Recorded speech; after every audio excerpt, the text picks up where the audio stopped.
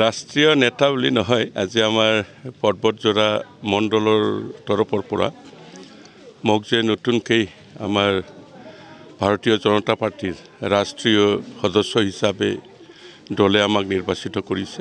এই বিষয়ত আমাৰ পৰ্বতজোৰা মণ্ডলৰ পৰা মোক আজি সম্বৰ্ধনা অনুষ্ঠান যোগেদি মোক সন্মান জনাইছে।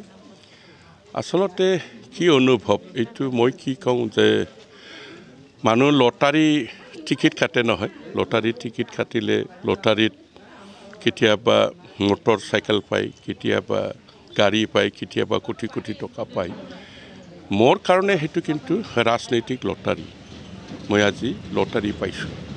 মই কেতিয়াও ভবা নাছিলোঁ যে ভাৰতীয় জনতা পাৰ্টি দলৰ ৰাষ্ট্ৰীয় সদস্য এজন হ'ব পাৰিম, ৰাষ্ট্ৰীয় পৰিষদৰ এজন সদস্য হ'ব পাৰিম। সেইটো মই জীৱনত কেতিয়াও ভবাও নাছিলোঁ, কল্পনাও কৰিব পৰা নাছিলোঁ।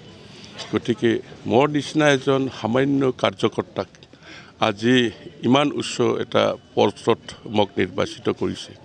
সেইকাৰণে সমূহ দলৰ কাৰ্যকৰ্তা তথা জ্যেষ্ঠ ব্যক্তিসকলক মোৰ আপোনাৰ জৰিয়তে মই সকলোকে মই প্ৰণাম জনাইছোঁ। আৰু সেইটো প্ৰমাণিত হৈছে যে ভাৰতীয় জনতা পাৰ্টি দলত মানুহে কয় নহয় যে তেল মাৰা পলিটিক্স, কিন্তু আমি যিখিনি দেখিছোঁ যে ভাৰতীয় জনতা পাৰ্টিত তেল মাৰাৰ কোনো পলিটিক্স তাত নাই। যিটো আদৰ্শগতভাৱে যিটো নীতি, সেই নীতি অনুসৰি যি কাৰ্যকৰ্তাসকলে কাম কৰিছে, গতিকে সেই কাৰ্যকৰ্তাসকলে যেইজনে যি নকওক কিয়, সি যদি ভাল কাম কৰিছে, দলৰ সেই ভাল কাম কৰিছে, সেইটো দলৰ জ্যেষ্ঠ কাৰ্যকৰ্তাসকলে চাই আছে।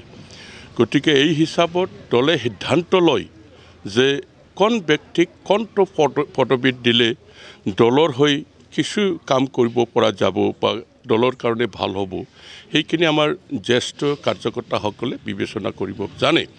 যাৰ কাৰণে আজি হয়তো দেখিছে যে মই খুব কম সময়ৰ ভিতৰত মই যি পাৰোঁ কাম কৰিছোঁ। গতিকে সেই তাৰ প্ৰতি লক্ষ্য ৰাখি নিশ্চয় দলে মোক ইয়াত নিৰ্বাচিত কৰিছে। এতিয়া যি দায়িত্ব দিছে সেইটো মই নিষ্ঠ সহকাৰে পালন কৰিম। দীৰ্ঘদিন ধৰি আপোনাৰ ৰাজনীতিৰ লগত জড়িত, তো আকৌ এটা আপোনাৰ দায়িত্ব বাঢ়িল আগন্তুক দিনত, যিহেতু সমাগত ইলেকশ্যনো আহি আছে।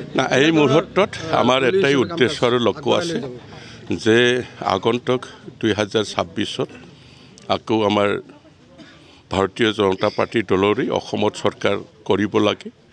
আৰু আমাৰ 2025-ত BTR-ত আমাৰ যিখিনি BTR কাউন্সিলৰ যিখিনি নিৰ্বাচন, তাত আমি সক্ৰিয়ভাৱে অংশগ্ৰহণ কৰিব লাগে। এই মুহূৰ্তত আমাৰ এইখিনি উদ্দেশ্য।